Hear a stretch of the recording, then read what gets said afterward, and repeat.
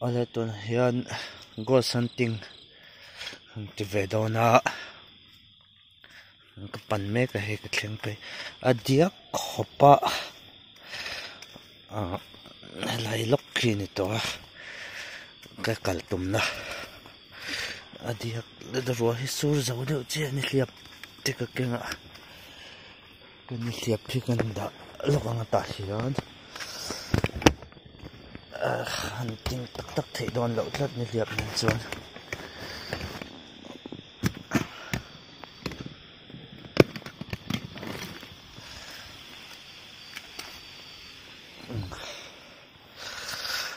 ham a borok dang zur me a ui deuh mun me a borok nge mon helai hi thom le eng mon in hriat na vel thin ania helai hmuna hian an soi dan chon mi pakhat an thian ho an spotline mong khoi hlin dia a thi ni oma tak tak ngai phei chok hra chuang lova helai kor ve la tang te hian nui ri ti don la chi biome boxi ang reng te an hre fo me a lai kor chho atang hian lai the ka nei tha lo khop mai a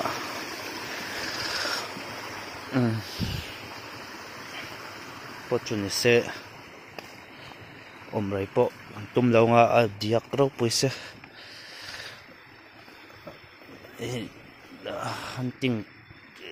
han chadu vak ri lo la zanin chon ma se au ve shum kha chu tha ka te boro la so dang zur to me helai hmuna hiani omani chon thome mo thom lo po ni se ron nei ro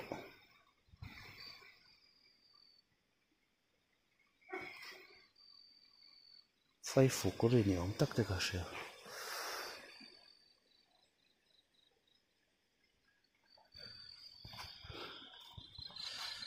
enge mo ri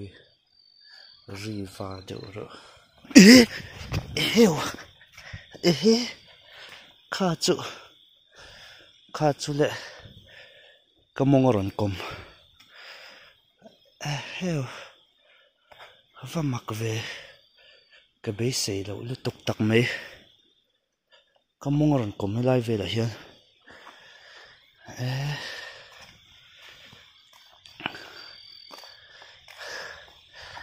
ro kan hliap da se hi ti zong hian ka da mi si lo avan mak ve kamongoron kom mole helai hmuna hian om tak tak ani chuan tele dum thom ron nei ro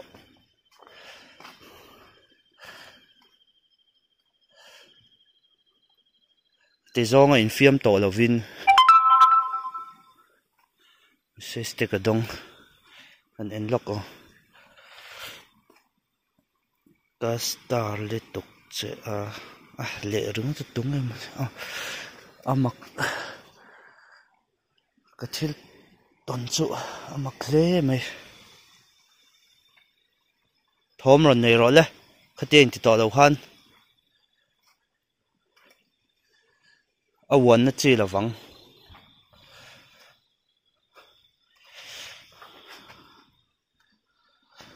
message kha kan reply rok tu nge o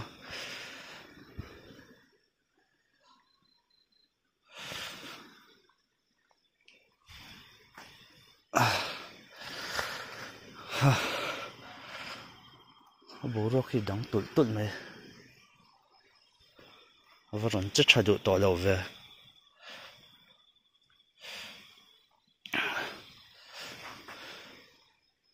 yom tak tak ani chon ni ka mongrong kom le ro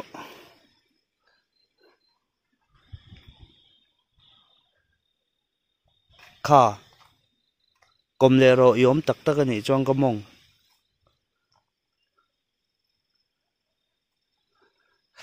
ka lau de bok se mong hup chong han au cha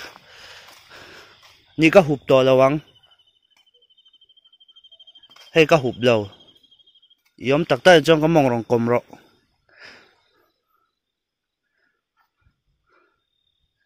van mak man truk tiri ka sia so lai son in re phaim chu in rem phone atangin in re lo ma in rem a hela ma rile to in rem in re thayam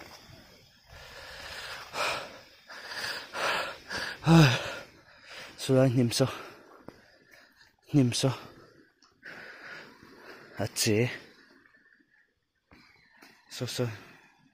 nim so che in rem chu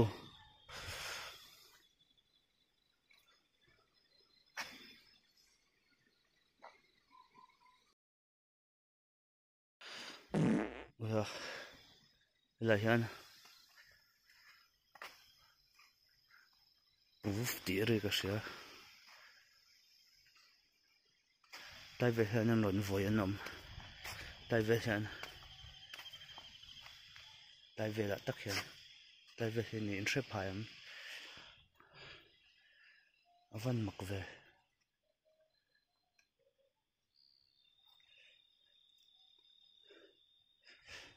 yom tak tak ani cho ron voi le ro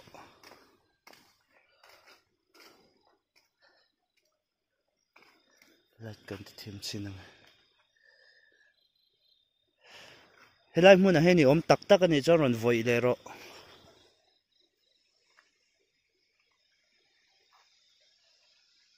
on voi le ro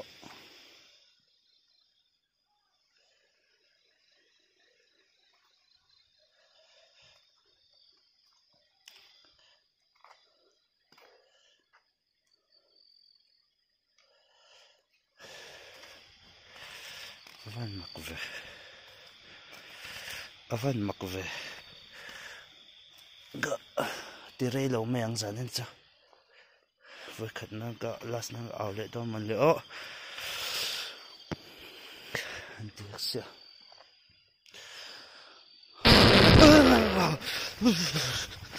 oi tin